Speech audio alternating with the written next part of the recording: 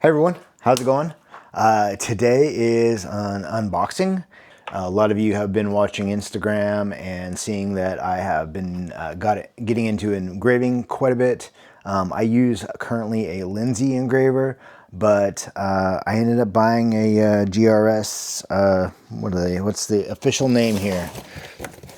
Yep, the GraverMach AT. So this is going to be an unboxing and setup of the GraverMach AT, and then we'll do some first cuts on it as a tool. And then in future videos, I'll do a comparison of it versus the Lindsay, and then also do some hand engraving stuff as well in another video, kind of comparing, contrasting both units as well as with hand engraving. So stay tuned. Okay, let's sit down real fast. So with this system, it's not cheap. I'll say that. From what I understand though, if you're looking to get into stone setting and engraving and all of those type of things, this is the cream of the crop for what you want. I've wanted one for a very long time, and I'm in a position where I've been doing enough hand engraving that I was willing to splurge on it. So the unit itself, I haven't looked up the MSRP so I could tell you during the video, is this middle one here. So what it does is it allows you to hook up at least 2 hand pieces and have a auxiliary port for an air tool that allows you to blow out your work and get chips and stuff out of the way if you're stone setting or need compressed air anywhere. This is going to live on my bench over in this area, but yeah, so here it is in the box. I've already opened it to make sure I had all the bits and pieces, didn't have to send it back or anything like that. Everything looks great, and so let's pull it out. I will say that it is nice and heavy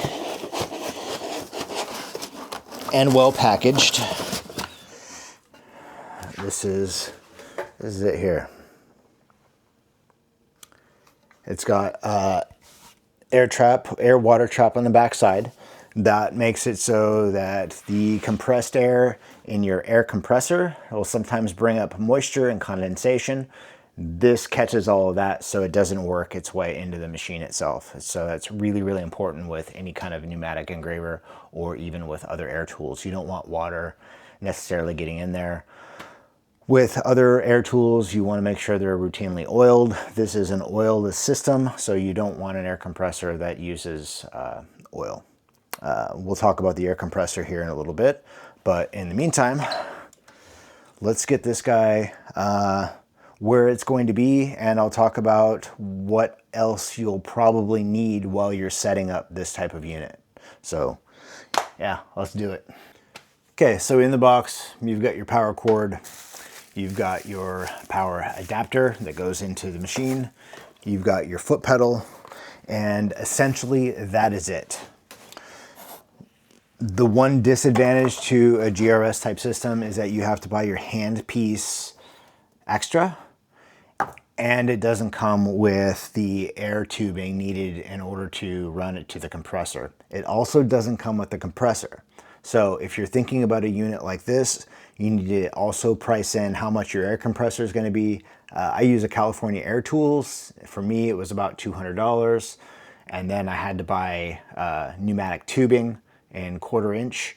And that was roughly $15 for a big thing of pneumatic tubing. Figure out where I put it. It's around here somewhere. It's over there. I'll get it in a minute when it's time for that. We'll talk about how to run that, how to hook it up to the compressor. But now let's do the basic things, get the machine where it's going to be set up, and get it plugged in. So the back side of the unit, I've got my power cord.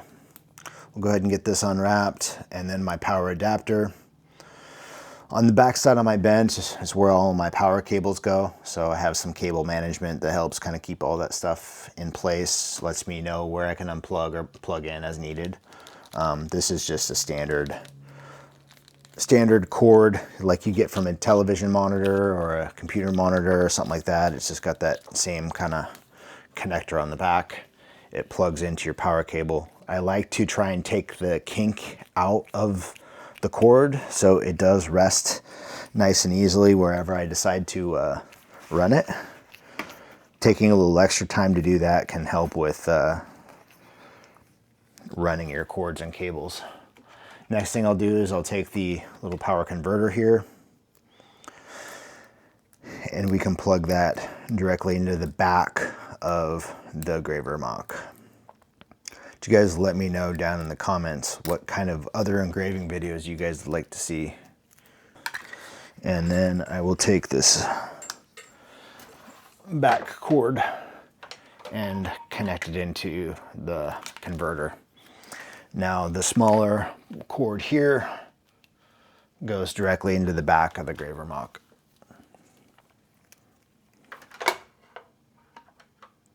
Boop. Okay. So power cord went in right there, and we're just going to run him through where it's going to go. So on my bench, I'm going to be placing it right under here. And so I'm going to run my cables underneath this portion of the bench. Okay, so now we're going to need our foot pedal. Foot pedal comes with the air tubing. It's going to go underneath the bench, so I want to run my air tubing from the back of the bench up. I don't know if you can see me do that or not, but I'm going to get under my bench here and silk it through. Silk it. Slide it. Words are hard. Okay, so I have an inlet here on the back side that says foot control. Foot control goes right here. So I'm gonna just insert this tubing in. And then the last thing I'm gonna wanna do is run my air tubing. What I'm gonna try and do is estimate exactly how much coil I need. I'm gonna cut it free from the spool. And if you buy this little kit here, it should come with a little cutter. Just what that is. And I can insert my tubing and just snap off what I need. The rest is sitting right there. Okay. And then I'm just going to give it a stretch. And I have a connector on this back side here for the air tubing.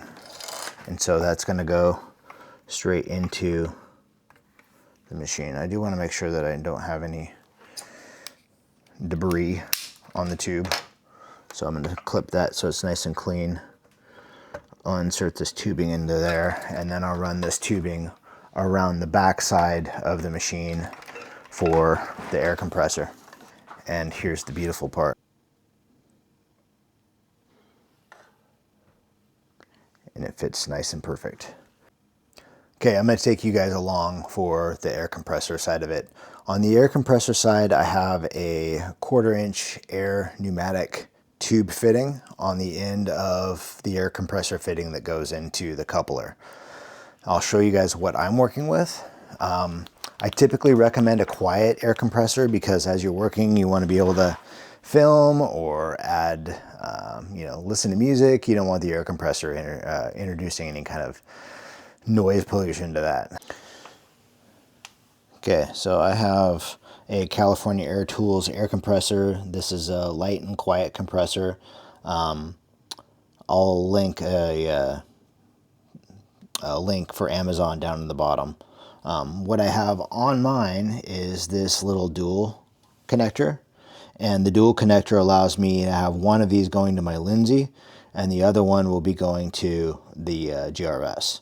So before I hook this guy up into my tube though, this is you can see light through the tubing here. So this is all the way through. I'm going to want to hook up my tubing to this little connector first, otherwise I'll be leaking air everywhere. I don't want that. So let me grab my cutters. I'll cut the tube here to length. I don't want too much because cable, a lot of this stuff is just too much. We'll cut that and then we'll get this hooked up and we'll turn it on. Okay, here we are all hooked up.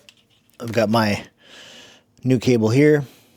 It's my Lindsay, and then we'll go over to this guy. I've got it plugged in already, so I'm gonna hit power.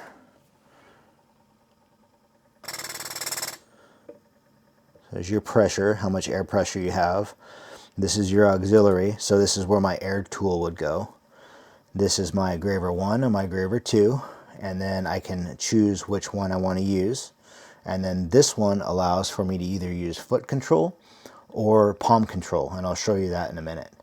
The other thing that this one has is my speed. So it tells you how many strokes, I think, per second. Or, yeah. So I can go all the way up to 52, all the way down to 4. According to the dial, you may actually get more than 52, but yeah, you get to choose all of that stuff. So how many strokes, how much pressure. Next thing we gotta do is unbox our handpiece, and this is the 901 AT, which stands for air tact. I'll show you what that means as soon as we get it hooked up. So yeah, let's do that. All right, let's open this guy up, see what comes inside. I'm keeping all my boxes and packaging just in case something doesn't work and I need to have it like looked at. It's always nice to keep that stuff until you know it's exactly the way you want it. So there it is. Comes with a nice little holder for your cullets or your adapters. Let's see, pull him out first. Comes with, this one comes with, it looks like an extra spring, as well as 6 Graver cullets, which is nice because I always need more of those. The handpiece itself is got this nice abrasion resistant tubing on it. And you'll notice that it's got 2 tubes here. One is going to be for your foot control, and the other is going to be your air tact. The air tact feature is essentially you using this as a palm control device where you squeeze your palm and the graver starts working versus a foot control. Okay, so here's my handpiece. 2 tubes that go on the end. One of them is going to go into the number 1 air tube portion, and we're just going to push that in until it doesn't want to pop out. The second part, the air tact, is going to be a screw in, and so I'm just going to insert that in the number 1 and screw it in. Then what I can do is turn my machine on and then start turning up my air pressure until the handpiece makes noise. So now we're going to go a little higher until it stops making noise. And then I'm going to push my foot pedal.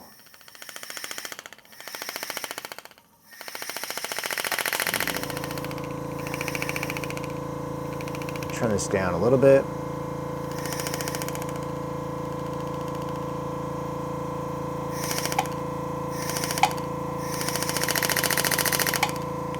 Okay.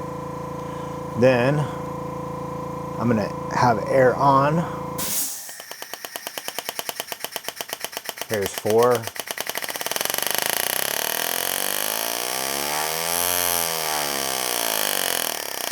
And that allows for the speed in which the handpiece hammers.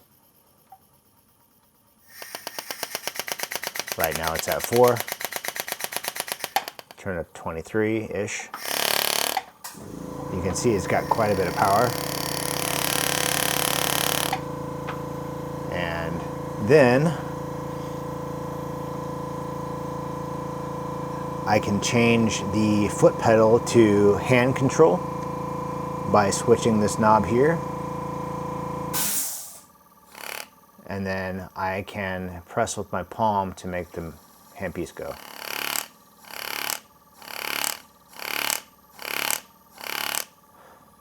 So I can take my foot completely out of it. And this works really well for a lot of situations. I can't wait to practice with this. Let's turn this all the way up to 40. But yeah, so that's it. Should we engrave with it? I think yes. Okay, I'm going to use the palm control first and see what we think of this.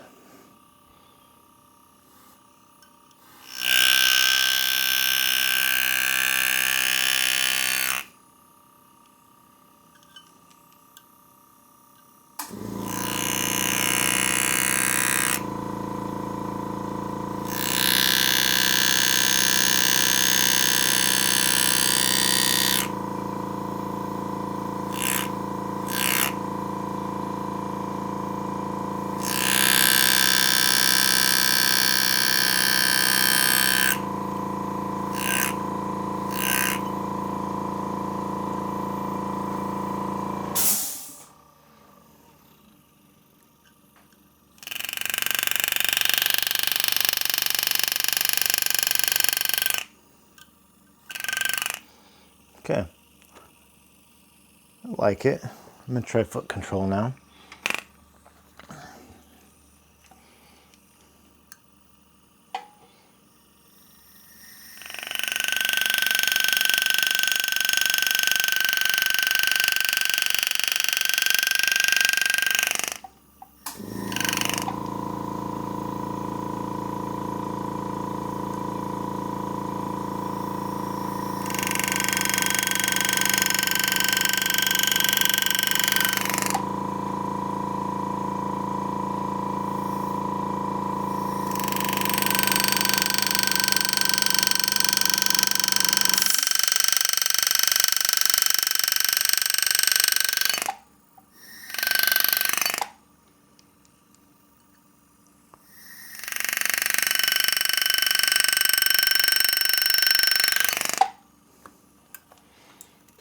Do a little leaf there. I like it. It's going to take a little getting used to. So first impressions. It's a really, really great machine. I like it so far. It seems to work really well. One of the things that I'm going to have to do is play around with the position of this little key point on my gravers, because it's a little bit different on this machine than it is on my Lindsay. And so when it sits in my hand, it indexes a little bit different. So normally in the Lindsay, it would index in my hand this way, and the graver face would be up towards my pointer finger here. In this case, my graver face is actually pointing towards me, and so it rotates the entire graver in my hand to use it in a different way. So I'm holding it differently. I think what I'll end up having to do is readjust some of the gravers in their holders so that it more gooder fits my hand, and places this handpiece in the position that's going to best work for me. That's a small thing. It's also personal preference. I guess the question is, do you need this and the Lindsay? No.